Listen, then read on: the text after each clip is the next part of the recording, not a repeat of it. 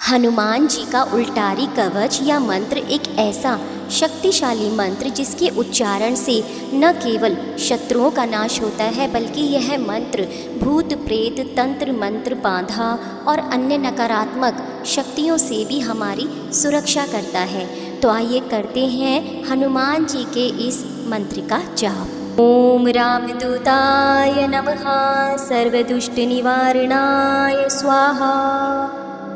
ओम रामदूताय नमः सर्वदुष्ट निवारणाय स्वाहा। ओम रामदूताय नमः सर्वदुष्ट निवारणाय स्वाहा। ओम रामदूताय नमः सर्वदुष्ट निवारणाय स्वाहा। ओम रामदूताय नमः सर्वदुष्ट निवारणाय स्वाहा। ओम रामदूताय नमः सर्वदुष्ट निवारणाय स्वाहा।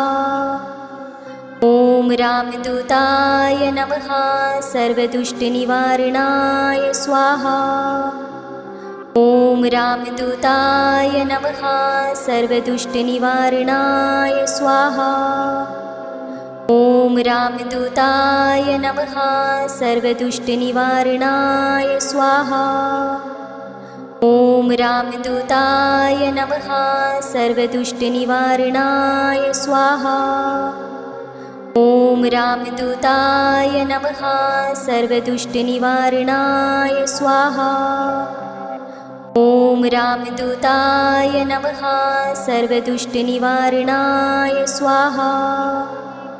ओम रामदूताय नमः सर्वदुष्ट निवारणाय स्वाहा। ओम रामदूताय नमः सर्वदुष्ट निवारणाय स्वाहा। ओम रामदूताय नमः सर्वदुष्ट निवारणाय स्वाहा। ओम रामदूताय नमः सर्वदुष्ट निवारणाय स्वाहा। ओम रामदूताय नमः सर्वदुष्ट निवारणाय स्वाहा। ओम रामदूताय नमः सर्वदुष्ट निवारणाय स्वाहा। ओम रामदूताय नमः सर्वदुष्ट निवारणाय स्वाहा। ओम रामदूताय नमः सर्वदुष्ट निवारणाय स्वाहा। ओम रामदूताय नमः सर्वदुष्ट निवारणाय स्वाहा। ओम रामदूताय नमः सर्वदुष्ट निवारणाय स्वाहा। ओम रामदूताय नमः सर्वदुष्ट निवारणाय स्वाहा। ओम रामदूताय नमः सर्वदुष्ट निवारणाय स्वाहा। ओम रामदूताय नमः सर्वदुष्ट निवारणाय स्वाहा। ओम रामदूताय नमः सर्वदुष्ट निवारणाय स्वाहा। ओम रामदूताय नमः सर्वदुष्ट निवारणाय स्वाहा। ओम रामदूताय नमः सर्वदुष्ट निवारणाय स्वाहा। ओम रामदूताय नमः सर्वदुष्ट निवारणाय स्वाहा। ओम रामदूताय नमः सर्वदुष्ट निवारणाय स्वाहा। ओम रामदूताय नमः सर्वदुष्ट निवारणाय स्वाहा।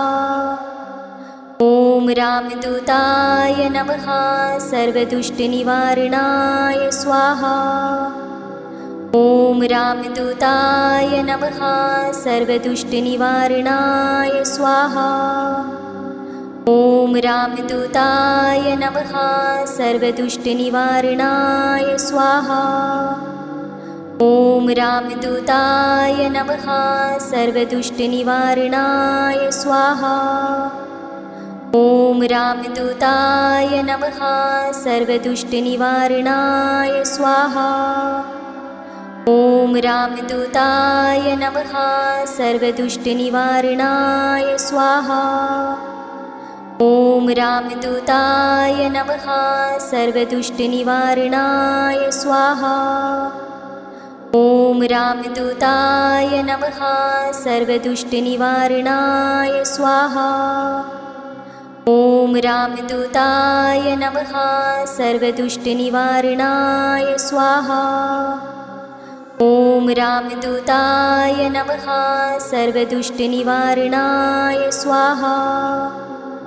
ॐ रामदूताय नमः सर्वदुष्टनिवारणाय स्वाहा। ॐ रामदूताय नमः सर्वदुष्टनिवारणाय स्वाहा। ॐ रामदूताय नमः सर्वदुष्टनिवारणाय स्वाहा। ॐ रामदूताय नमः सर्वदुष्टनिवारणाय स्वाहा। ॐ रामदूताय नमः सर्वदुष्टनिवारणाय स्वाहा। ॐ रामदूताय नमः सर्वदुष्टनिवारणाय स्वाहा। ॐ रामदूताय नमः सर्वदुष्टनिवारणाय स्वाहा। ॐ रामदूताय नमः सर्वदुष्टनिवारणाय स्वाहा। ॐ रामदूताय नमः सर्वदुष्टनिवारणाय स्वाहा। ॐ रामदूताय नमः सर्वदुष्टनिवारणाय स्वाहा। ॐ रामदूताय नमः सर्वदुष्टनिवारणाय स्वाहा। ॐ रामदूताय नमः सर्वदुष्टनिवारणाय स्वाहा। ॐ रामदूताय नमः सर्वदुष्टनिवारणाय स्वाहा। ॐ रामदूताय नमः सर्वदुष्टनिवारणाय स्वाहा। ॐ रामदूताय नमः सर्वदुष्टनिवारणाय स्वाहा। ॐ रामदूताय नमः सर्वदुष्टनिवारणाय स्वाहा। ॐ रामदूताय नमः सर्वदुष्टनिवारणाय स्वाहा।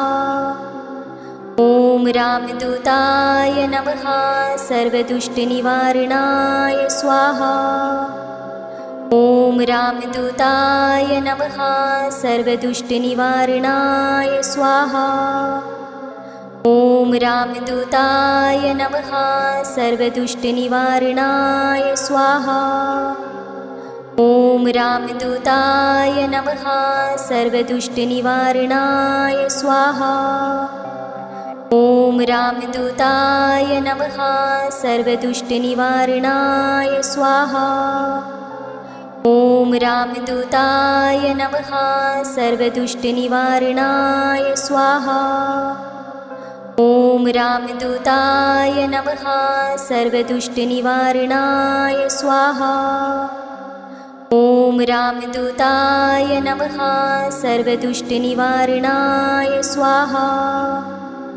ॐ रामदूताय नमः सर्वदुष्टनिवारणाय स्वाहा। ॐ रामदूताय नमः सर्वदुष्टनिवारणाय स्वाहा।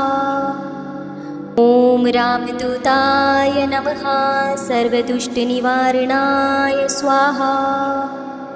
ॐ रामदूताय नमः सर्वदुष्टनिवारणाय स्वाहा। ॐ रामदूताय नमः सर्वदुष्टनिवारणाय स्वाहा। ॐ रामदूताय नमः सर्वदुष्टनिवारणाय स्वाहा। ॐ रामदूताय नमः सर्वदुष्टनिवारणाय स्वाहा। ॐ रामदूताय नमः सर्वदुष्टनिवारणाय स्वाहा। ॐ रामदूताय नमः सर्वदुष्टनिवारणाय स्वाहा। ॐ रामदूताय नमः सर्वदुष्टनिवारणाय स्वाहा। ॐ रामदूताय नमः सर्वदुष्टनिवारणाय स्वाहा। ॐ रामदूताय नमः सर्वदुष्टनिवारणाय स्वाहा। ॐ रामदूताय नमः सर्वदुष्टनिवारणाय स्वाहा। ॐ रामदूताय नमः सर्वदुष्टनिवारणाय स्वाहा। ॐ रामदूताय नमः सर्वदुष्टनिवारणाय स्वाहा। ॐ रामदूताय नमः सर्वदुष्टनिवारणाय स्वाहा। ॐ रामदूताय नमः सर्वदुष्टनिवारणाय स्वाहा। ॐ रामदूताय नमः सर्वदुष्टनिवारणाय स्वाहा। ॐ रामदूताय नमः सर्वदुष्टनिवारणाय स्वाहा। ॐ रामदूताय नमः सर्वदुष्टनिवारणाय स्वाहा।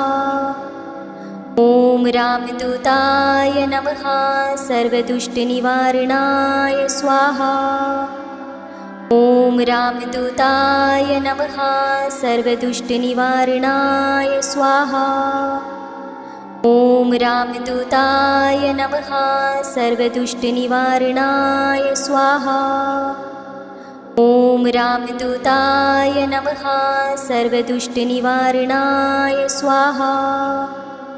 ॐ रामदूताय नमः सर्वदुष्टनिवारणाय स्वाहा। ॐ रामदूताय नमः सर्वदुष्टनिवारणाय स्वाहा। ॐ रामदूताय नमः सर्वदुष्टनिवारणाय स्वाहा।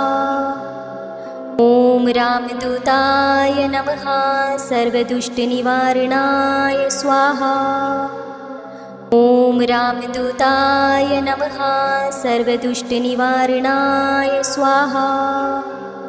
ॐ रामदूताय नमः सर्वदुष्टनिवारणाय स्वाहा। ॐ रामदूताय नमः सर्वदुष्टनिवारणाय स्वाहा। ॐ रामदूताय नमः सर्वदुष्टनिवारणाय स्वाहा। ॐ रामदूताय नमः सर्वदुष्टनिवारणाय स्वाहा।